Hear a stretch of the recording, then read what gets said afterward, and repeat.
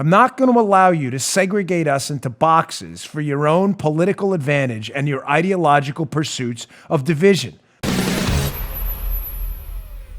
So yesterday I went up to Capitol Hill to testify for the first time in front of the Judiciary Committee, and the topic was police reform. And let me tell you how it happened without going into the details you don't need, but it just happened kind of last minute. I was asked to come up and present using my experience as a police officer and a Secret Service agent.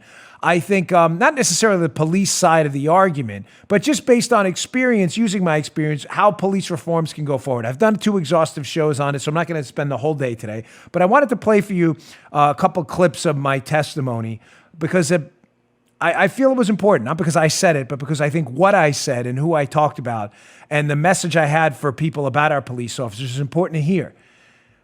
Folks, what happened in Minneapolis, again, there was pretty much unanimity on this, that was obviously an egregious use of force that shouldn't have happened. But I'm sorry, I'm not going to allow that incident to allow people to stereotype every law enforcement officer out there as being some kind of curse and plague on our society. I'm still not grasping how fighting police misconduct, police who stereotype people based on skin color or whatever it may be, how fighting that by stereotyping police who had nothing to do with the death of Mr. Floyd, I'm unclear how that helps. Stereotyping is bad, so let's stereotype the cops? Again, I'm unsure where the logic there is. So my opening statement, yes, I'm not going to play the whole thing because it was 4.5 minutes long. I'm going to play about a minute and a half, 2 minutes of how I ended it. And I want to hat tip our nation's law enforcement officers. You mean a lot to this country. Don't let this all get you down. We can fix what's going on. But I'm not going to let them do that to every single cop out there who had nothing to do with Mr. Floyd, shows up to do the right thing every day. Here's the last part of my testimony. Check this out. Police officers are the front lines, putting themselves between the evildoers among us and the honest, hardworking Americans, just yearning for some security and prosperity in a small slice of Americana. We can and should commit to police accountability. There's no question about that. But we can do it without shredding the thin wall between civilization and chaos. There are few jobs in the country as stressful as policing. I receive an email or a text a few times a year notifying me about the death or injury of a police officer I knew, worked with, or knew someone I worked with. Imagine if that was happening at your job. Think about that just for a minute. God forbid you found out a coworker of yours was killed or injured in the line of duty in the course of doing their job. You didn't just get the text. You got this text a couple times a year. That's policing. That's what they do. They risk their own lives for yours. I'll say in closing, I spoke at an event for police officers years ago, and a spouse of one of these heroes said this. She said, the most wonderful sound in the world for the spouse of a police officer is the sound of Velcro at night. Maybe saying, why Velcro? Because it's how a police officer's body armor is secured to their bodies. And when that body armor comes off and that sound echoes in their ears, the families of these heroes know that they're finally home safely. I ask you, please, with the greatest of respect and humility, please stop this defund the police abomination before someone gets hurt. Thank you for your time.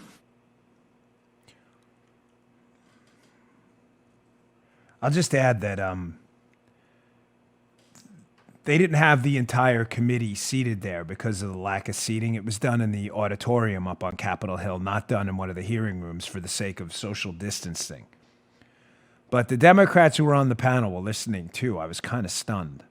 I was waiting for them to be rustling papers or largely ignoring me, given the fact that I'm obviously a conservative figure. I'm not on their team, so to say, politically. Whether it made a difference, I don't know. But if you watch the video on our YouTube channel of what I just played, youtube.com/Bongino, and you check it out, you'll notice that one of the Democrats is sitting there listening with his attention pretty much focused on me too. And I hope I got through to some of them. Cops aren't your enemy, folks. They're not. The bad cops are. We have to start working with the police unions to get them out. I'm going to get to that later because I don't want to get too far ahead of myself, but it is important. We're going to have to work on arbitration and things like that. We have to get rid of some of the bad cops. They're destroying the job for everyone else, and it's just not right. I want to put one other exchange up because I just, again, said some of the Democrats seem to be at least interested in what I was saying. Whether it changes anything, I'm not sure. But some weren't, including Hakeem Jeffries, who didn't seem to care at all.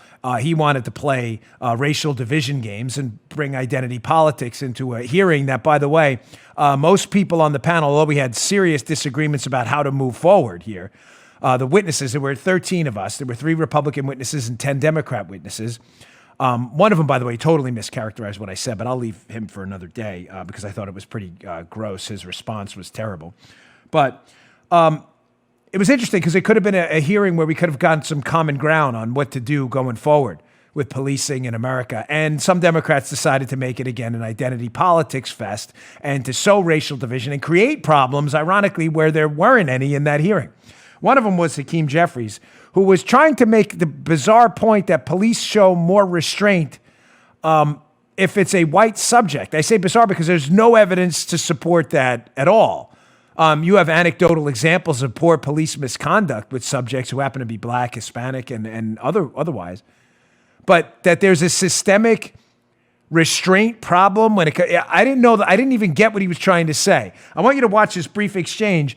This is short because at the end, again, he tries to go forward with more division with this talking point that it's not all lives matter, but you have to say Black Lives Matter. And if you don't say that, you are somehow the racist, which is so outrageous that if you fall prey to this, I feel really bad for you.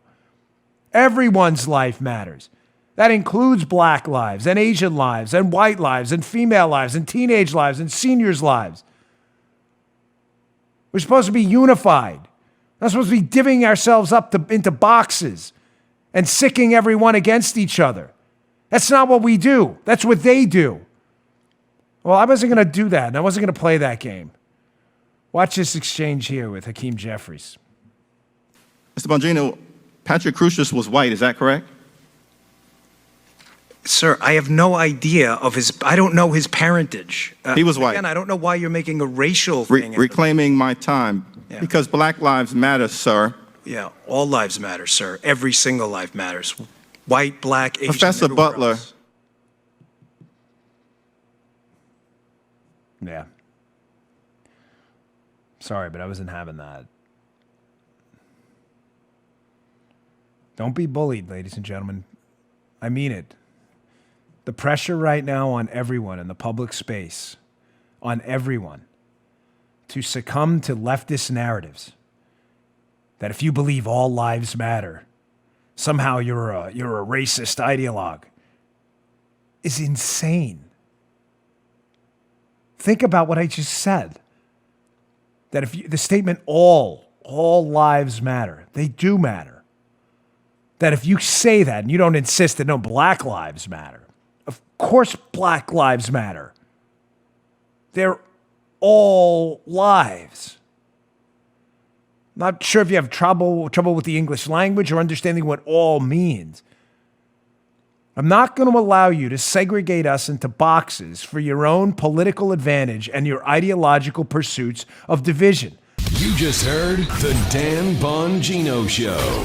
You can also get Dan's podcasts on iTunes or SoundCloud and follow Dan on Twitter 24/7 @DBongino.